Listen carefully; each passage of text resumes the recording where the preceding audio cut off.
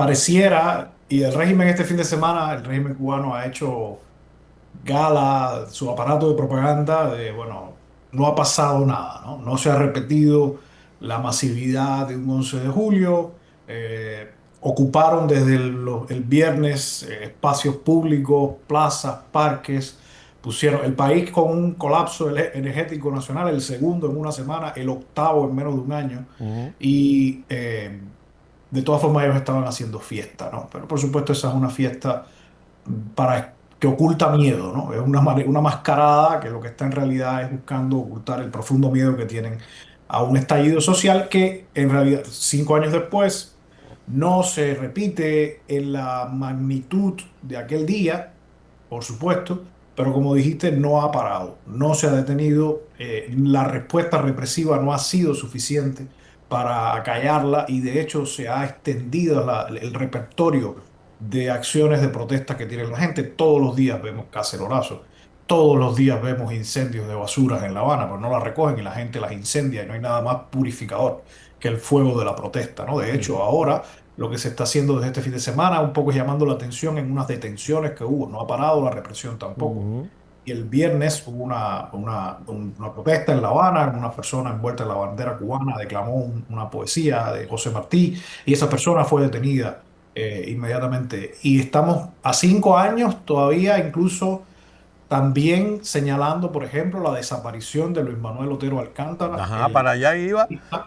para allá iba porque fíjate tú, estamos a 5 años de la detención de Luis Manuel y ellos para evitar que Luis Manuel se convirtiera en un ícono de una protesta cumpliendo los 5 años, sobre todo porque le tocaba salir por la condena injusta que ellos le Ujú. pusieron, ahora Luis Manuel está secuestrado y lo mismo ocurre con Michael Absorbo. Así mismo es decir, bueno, nada, es la naturaleza carente de todo sentido de ley ni de principios. Primero, Luis Manuel nunca debió haber estado preso. Segundo, cumplió los 5 años completos, íntegros, que un tribunal espurio le impuso. Y después de eso ni siquiera le dejan estar en libertad. Está secuestrado en paradero desconocido. Y a mí me parece muy significativo lo que está pasando con Luis Manuel, porque como probablemente tú estás al tanto y quizás tu audiencia lo esté, este artista cubano del movimiento San Isidro, junto a Michael Osorbo, participante de la canción Patria y Vida, ganadora de un Grammy, eh, después de haberse cumplido el día 9 los 5 años completos de su condena, y que los amigos y la gente que le rodea a Luis Manuel ha estado denunciando la situación de desaparición forzada en que está, pudo llamar desde un teléfono de la Policía Política Cubana, la Seguridad del Estado, a sus amigos a decirle que no sabe dónde está, pero a preguntarle cómo estaba el proceso de un parol de que se le había puesto en los Estados Unidos para tratar de sacarlo de Cuba. Para mí, esta es la evidencia más clara que el Departamento de Estado le cerró la puerta y le colgó el teléfono al régimen cubano. No podemos olvidar que en abril el Departamento de Estado le dio un ultimátum al régimen cubano de que tenía que liberar a los presos políticos Así es. y se mostró especialmente dispuesto a recibir a Luis Manuel, a Michael Osorbo, si el régimen lo liberaba. El régimen no siguió ese ultimátum, no lo atendió, decidió retar el ultimátum. Y después de eso que vimos, un conjunto de sanciones durísimos el 1 de mayo que les ha costado al régimen sus amigos históricos, porque se han ido la Cherry, se han ido los españoles, se han ido hasta los australianos de las mineras con y se sigue, se fue Visa, Mastercard, se están yendo las aerolíneas, se están yendo los tour operadores, es decir, esa es una consecuencia inmediata de haber desoído el ultimátum de Y a abril. eso le Y sumamos, ahora, o sea, sumamos la formalización del indictment contra Raúl Raúl Castro. Castro y la cantidad de mensajes que se han enviado desde la administración Trump para con la dictadura. Y la bueno, no hablemos de la reunión con la CIA y con el jefe del Comando Sur. Pero como nosotros leemos este gesto de haber usado, de estar tratando de usar a los amigos, la red de Luis Manuel Otero, para presionar a la administración norteamericana que finalmente acepte a Luis Manuel, yo no puedo leerlo de otra manera que no sea con que no hay canales de comunicación activados para este caso puntual. Mm. Es decir, porque que tú necesites, que la seguridad del Estado necesite secuestrar a un hombre y decirle a sus amigos, miren, hagan presión, hagan bulla pública para que se acelere el proceso, para que los norteamericanos acepten a esta persona, te da la medida también de que definitivamente fallaron todos los otros canales que Absolutamente. usualmente se usan para este caso, ¿no? Y eso también da pistas de que en qué posición, en qué estado puede estar el proceso de negociación entre la administración del presidente Donald Trump y La Habana, que claramente está en un estado de impas por todas las señales que recibe. Después de tantos años, nos han dicho que esta es una de las grandes tareas del régimen. Jugar a que la gente piense siempre, no, esta gente es invencible, esta gente no la van a poder sacar. Y ahora la conseja es, hey, probablemente cambien las condiciones económicas, pero bajo la misma dictadura. ¿Tú lees eso, tú entiendes eso bajo el mensaje de Marco Rubio, que eso podría pasar? No, yo entiendo eso bajo el mensaje de los colaboradores y colaboracionistas y justificadores del régimen cubano. El régimen cubano no lo va a decir directamente, pero sí en los momentos finales, en sus estertores de muerte, en las patadas de ahorcado que suele dar en su momento final, sí vemos y sabíamos que siempre echa manos de un grupo de gente que aparentemente no son defensores del régimen, pero a la hora cero siempre van a aparecer con una justificación que le convenga al régimen. Y esos son los que están diciendo de que las 176 medidas que aprobó el régimen cubano, un paquete económico que realmente, si se aplican, cambia el modelo cubano y lo pone mucho más cerca de lo que sería un modelo vietnamita o más ruso incluso que chino-vietnamita. Y están diciendo, bueno, ahora tenemos que ser realistas, no debemos, vamos a que esto se implemente. La única condición política que ponen por delante, porque es muy fácil de cumplir, es liberar a los presos políticos, pero a partir de ahí todo el foco lo ponen en temas económicos y ya veremos cuando hablamos de democracia, Estado de Derecho, participación política. Esa es la narrativa, una narrativa que me imagino que a los hermanos venezolanos les suena muy parecida también, porque está aprendida entre este tipo de intereses que se cruzan de un lado y de otro. Lo que pasa es que yo no creo que esa sea la lectura ni de los intereses de la administración actual y menos aún de Marco Rubio.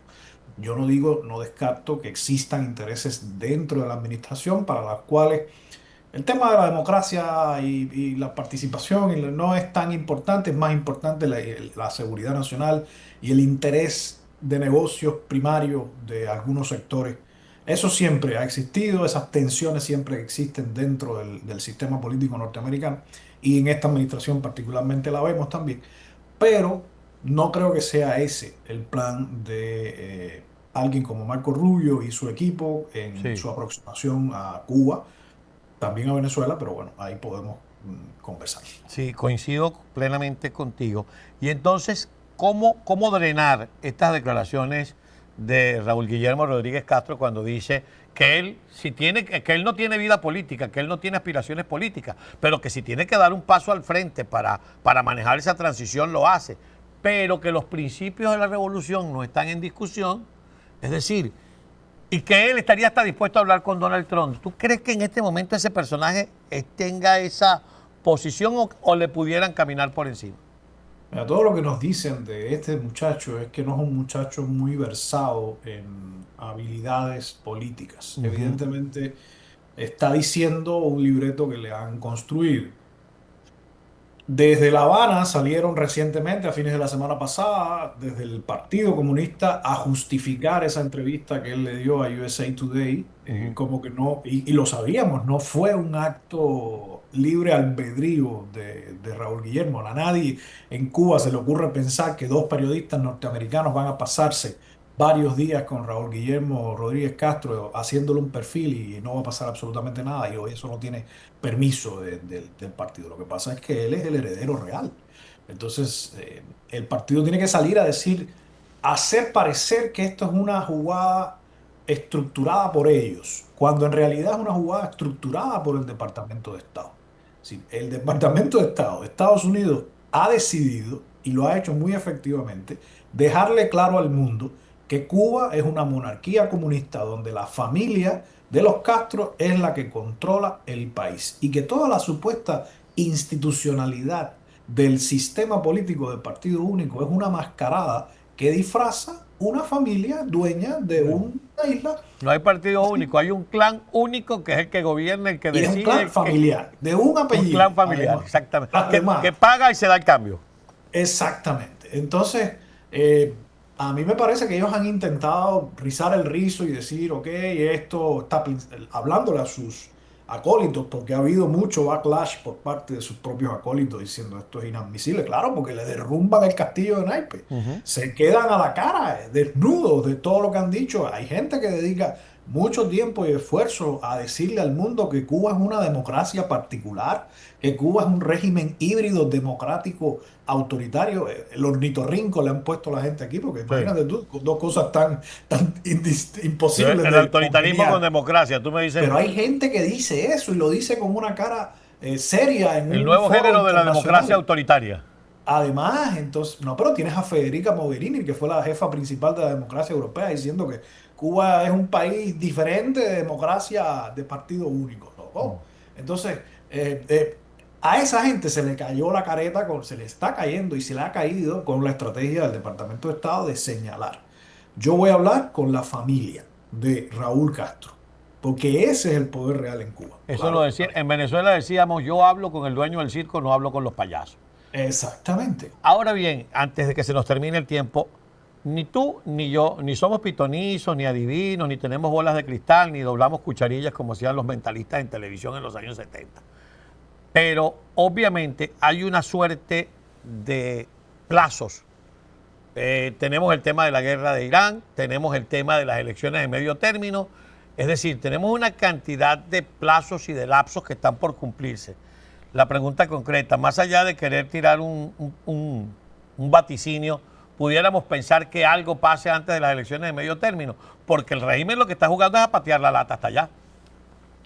Carlos, te confieso que yo he sido, yo también en principio sigo comulgando con la idea de que hay un deadline muy fuerte en noviembre. Pero al mismo tiempo, cuando uno suma, ¿no? La wild card que ha sido la guerra en Irán y el inobjetable peso de la desgracia terrible del terremoto en Venezuela, que cambia los cálculos de todo tipo, ¿no? Lleva a pensar uno en que, ok, sí, las elecciones de medio término tienen un peso, pero también pensémosla en términos a veces más relativos, ¿no? Porque yo no estoy tan claro tampoco de que los demócratas van a lograr una victoria arrolladora que cambie. Entonces, estamos trabajando sobre la presunción de que los Sí. demócratas van a arrollar en el Congreso, Senado y Cámara de Representantes y que a partir de ese momento le van a hacer la vida un taco a la administración y no van a dejar al presidente Trump gobernar. Pero quizá nuestra asunción está equivocada, ¿no? Probablemente. O la victoria demócrata, que es presumible que haya cambios ahí las encuestas y los análisis indican que va a haber movimiento, pero puede no ser tan arrolladora como para realmente constituir un peligro de gobernabilidad. Y eso le puede dar más tiempo a la administración para implementar sus planes en Venezuela, en Cuba. Lo que yo sí creo, está claro, sigo creyéndolo, y lo vamos viendo también, es decir, hay una clara apuesta al verano como caldero de cocción para la situación cubana. Yo creo, esta es una opinión completamente personal y basada en observaciones, nada de información insider, pero la administración americana ha decidido decir, ok, te voy a dejar el verano para que te ablande como una olla de presión. Si ocurre un estallido social descontrolado y el régimen cubano responde con la violencia que va a responder, probablemente eso dispare más rápido una intervención de otro tipo de los Estados Unidos. Si no ocurre, de todas formas, el vapor mismo va a hacer que la carne se ablande más. La gallina vieja esa, cuando pasen 2 meses de caldero ahí, va a terminar bastante blandita. Y en ese punto, probablemente entonces regresen. Estoy hablando fines de agosto, septiembre, que todavía le queda septiembre y octubre para llegar a determinados acuerdos, sobre todo si la voluntad de aceptar esos acuerdos está acelerada por la intervención de los efectos que tenga este proceso de ablandamiento que estamos viviendo ahora. Ya lo estamos viendo desde Cuba, no hay electricidad, cada vez menos conexión a Internet. los efectos acumulativos de la parálisis de las actividades, de que no hay turismo, de que no hay visitas, se empiezan a sentir. Y lo triste y lamentable es que, bueno, hay gente pagándola y pasándola muy duro, Sí. pero yo creo que mirándolo fríamente, ese es el cálculo que se ha hecho por esta administración.